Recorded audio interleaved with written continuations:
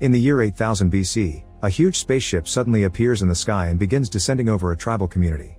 All the villagers immediately flee in fear except for one guy that can't stop staring at the beam of light coming out of the ship. Later in Egypt in the 1920s, an excavation is taking place at the foot of the pyramids.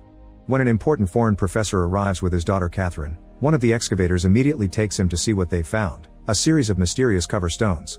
Meanwhile, Catherine's looking at some smaller artifacts and becomes fascinated by a gold necklace with the Eye of Ra.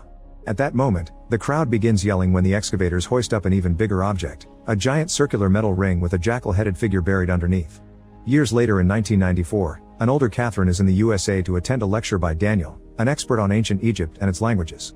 He's telling a bunch of academics to consider his theories on how the pyramids were first constructed, but he's only made fun of and everyone leaves before he can finish.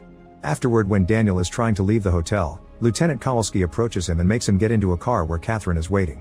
She offers Daniel a job without giving him any details, and when Daniel hesitates, she points out that he's been evicted from his apartment, his grants have run out, and this is the chance to prove his theories, so Daniel accepts.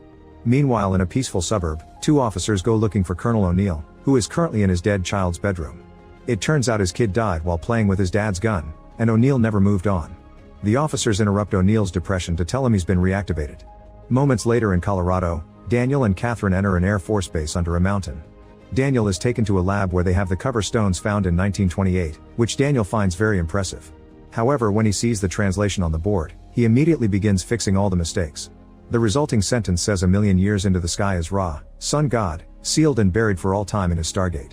2 weeks later, Daniel is still working hard on translating the rest of the tablets, yet he still can't find a language that matches the symbols on them.